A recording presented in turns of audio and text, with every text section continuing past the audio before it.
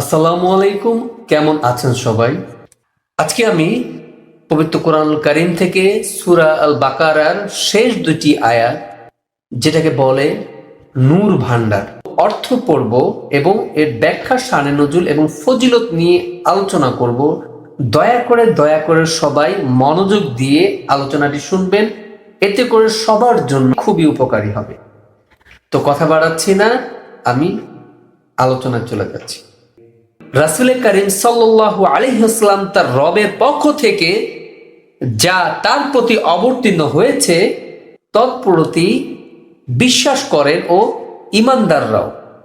তারা সবাই আল্লাহকে, তার ফেরেশতাদেরকে, তার কিতাব সমূহকে ও রাসূলদেরকে বিশ্বাস করেন এবং রাসূলদের মধ্যে কোনো পার্থক্য কল্পনা করেন না। তারা সহজ কণ্ঠেই বলেন যে, আমরা শুনলাম ও স্বীকার করলাম, হে আমাদের রব, আমরা আপনারই নিকটে ক্ষমা চাচ্ছি এবং আপনার দিকেই হবে আমাদের শেষ যাত্রা। দ্বিতীয় আয়াতে বলা হয়েছে, আল্লাহ কাকেও তার সাধ্যের অতীত কষ্ট দেন না। এর জন্য যে সে যা অর্জন করেছে তা তারই থাকবে এবং সে যার উপরে আছে তার জন্য সেই নিজেই দায়ী থাকবে। তোমরা বলো, হে আমাদের রব, আমরা যদি কোনো ভুল ত্রুটি করে ফেলি তার জন্য আমাদেরকে পাকড়াও করবেন না। হে আমাদের রব, আমাদের পূর্ববর্তীদের উপর যে রূপ ধর্মীয় গুরুভার বোঝা অর্পণ করেছিলেন, আমাদের উপরও তেমনি বোঝা চাপিয়ে দিবেন না। হে আমাদের রব, যা আমাদের সাধ্যের অতীত আমাদের প্রতি তা বহন করতে দেবেন না। আমাদেরকে দয়া করুন, আমাদেরকে মাফ করুন, আমাদেরকে রহম করুন। আপনি তো আমাদের রব, অতএব কাফেরদের উপর আমাদেরকে সাহায্য করুন। এই দুইটা আয়াতই হচ্ছে সূরা আল বাকারার শেষ নূর ভান্ডার। আমি এবার শানে নজুল নিয়ে আলোচনা করছি। নবী করিম সাল্লাল্লাহু আলাইহি ওয়াসাল্লামের ইসলাম প্রচারের পূর্বেই ইহুদি ও খ্রিস্টান ও পৌত্তলিকের মধ্যে আদৌ কোনো মিল ছিল না, বরং রক্তারক্তি লেগেই থাকতো, একে অন্যের ধর্মের কুৎসা গিয়ে বেড়াতো। কিন্তু কি আশ্চর্য, নবী করিম সাল্লাল্লাহু আলাইহি ওয়াসাল্লাম দ্বীন প্রচারে বাধা প্রদানের ক্ষেত্রে তারা সকলে এক হয়ে গেল, কিন্তু সব বাধায় মুসলমানরাই জয়ী হতে লাগলো। সুবহানাল্লাহ। এসব ভ্রান্ত ও অভিশপ্ত জাতির উপর এ বিজয় ঘোষণা নিয়ে আয়াত দুটো নাজিল হয়েছে। আল্লাহ তাআলা বিশ্বনবী হযরত মুহাম্মদ সাল্লাল্লাহু আলাইহি ওয়াসাল্লামকে দুটি নূর ভান্ডার দান করেন। তার একটি হচ্ছে সূরা আল ফাতিহা ও দ্বিতীয়টি হচ্ছে সূরা বাকারার শেষ দুটি আয়াত। বুখারী ও মুসলিম শরীফে স্পষ্টভাবে উল্লেখ আছে। আপনারা দয়া করে বেশি বেশি করে আমল করুন, পড়াশোনা করুন। ইনশাআল্লাহ আল্লাহর আদেশ নিষেধগুলো নবীজির সুন্নত তরিকার মতো চলতে আপনাদের বিন্দু পরিমাণ ক্লেশ পেতে হবে না। এই আয়াত দুটি শিক্ষা দেয়, আল্লাহ সত্যি, তার কিতাব সমূহ সত্যি, রাসূলগণও সত্যি, আর রাসূলদের মধ্যে কোনো পার্থক্য নেই। তারা সবাই আল্লাহর প্রেরিত নবী ও রাসূল। আল্লাহ যা করেন ভালোর জন্যই করেন, কাকেও কষ্ট দেওয়ার জন্য তিনি কিছুই করেন না।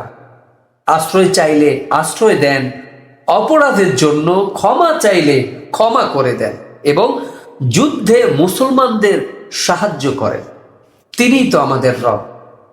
রাসূল করিম সাল্লাল্লাহু আলাইহি ওয়াসাল্লাম বলেছেন, সমগ্র কুরআনের সৌন্দর্য সূরা বাকারা এবং সূরা বাকারার সৌন্দর্য হচ্ছে এর শেষ দুইটি আয়াত। এটা মিশকাত শরীফেও উল্লেখ আছে। হাদিস শরীফে আছে, একদা গভীর রাতে জৈনিক সাহাবা সূরা বাকারা পড়ছিলেন। মনের অজান্তে একবার তিনি উপরের দিকে মুখ তুলে তাকাতেই ভয়ে কোরআন পড়া বন্ধ করে দেন। দেখেন যে সারিবদ্ধ মুখমালার মতো অব্যক্ত সুন্দর মুখমালা তার দিকে নির্নিমেষ নয়নে তাকিয়ে আছে, কিন্তু কোরআন পড়া বন্ধ করার সাথে সাথেই তারা অদৃশ্য হয়ে গেল। পরদিন উক্ত সাহাবা ভয়ে ভয়ে এই ঘটনা নবী করিম সাল্লাল্লাহু আলাইহি ওয়াসাল্লামের কাছে গিয়ে বর্ণনা করেন। নবী করিম সাল্লাল্লাহু আলাইহি ওয়াসাল্লাম বলেন, তা ছিল সাকিনা, যেটা তুমি দেখেছিলে গতকালকে রাতে। সেই অপূর্ব দর্শন মুখমালা ছিল নূরে ফেরেশতাদের। ওরা তোমার পড়া শুনছিল। যদি তুমি পড়া বন্ধ না করতে আর দিন হয়ে যেত, তবে সবাই ওদেরকে মানে নূরের ফেরেশতাদেরকে প্রত্যক্ষ করতে পারতেন, মানে সবাই দেখতেন। এটা বুখারী শরীফে উল্লেখ আছে, আপনারা দয়া করে বুখারী শরীফটা দেখলেই আপনারা এটা বুঝতে পারবেন। হযরত আবু হুরায়রা রাদিয়াল্লাহু তাআলা আনহু বর্ণনা করেন, নবী করিম সাল্লাল্লাহু আলাইহি ওয়াসাল্লাম বলেছেন, যে গৃহে বা যে ঘরে সূরা বাকারা পাঠ করা হয় সেই ঘর হতে শয়তান পালিয়ে যায়। সহিহ মুসলিম শরীফ। নবী করিম সাল্লাল্লাহু আলাইহি ওয়াসাল্লাম আরো বলেছেন, এই সূরা হাসরের ময়দানে অসহ্য সূর্য যখন উত্তাপ, মানে সেই সময়ে শুভ্র মেঘমালা ও পক্ষী যুথের মতো এর এসে পাঠককারীর উপর স্বামী আনার সৃষ্টি করে ছায়া দান করবে এবং এ ব্যক্তির মুক্তির জন্য করুণাময় আল্লাহর সাথে উকিলের ন্যায় কুৎসা জুড়ে দিবে। মুসলিম শরীফে স্পষ্টভাবে আছে, রাসূল করিম সাল্লাল্লাহু আলাইহি ওয়াসাল্লাম জানিয়ে দিয়েছেন, এ সূরা রাতে পড়লে পাঠক মানে যিনি পাঠ করবেন সম্পূর্ণরূপে পাপ মুক্ত হয়ে যাবেন। সহিহ বুখারী শরীফ। এশার ফরজ নামাজে প্রথম রাকাতে সূরা আল ফাতিহার সাথে উক্ত দুটি আয়াত ও 2 রাকাতে সূরা কদর মিলিয়ে নামাজ আদায় করলে আল্লাহ তার জীবনের গুনাহ মাফ করে দেন। সুবহানাল্লাহ। ইবনে মাজাহ শরীফেও এটা উল্লেখ আছে। প্রত্যেক রাতে এই সূরা পাঠকারীর অন্তর আল্লাহর নূরে পরিপূর্ণ হয়ে যায়। সুবহানাল্লাহ। তার ঈমানের মূল শক্ত হয়, মানে সেই ব্যক্তির আমলকারী ব্যক্তির ঈমানের মূল ভিত্তি শক্ত হয় এবং খাঁটি ঈমানদার রূপে সেই ব্যক্তি মৃত্যুবরণ করে। সুবহানাল্লাহ। আল্লাহ রাব্বুল আলামিন কি সুন্দর নূর ভান্ডার আমাদেরকে দান করেছেন। একটা হচ্ছে সূরা ফাতিহা, আরেকটা হচ্ছে সূরা আল বাকারার সেই দুটো আয়াত।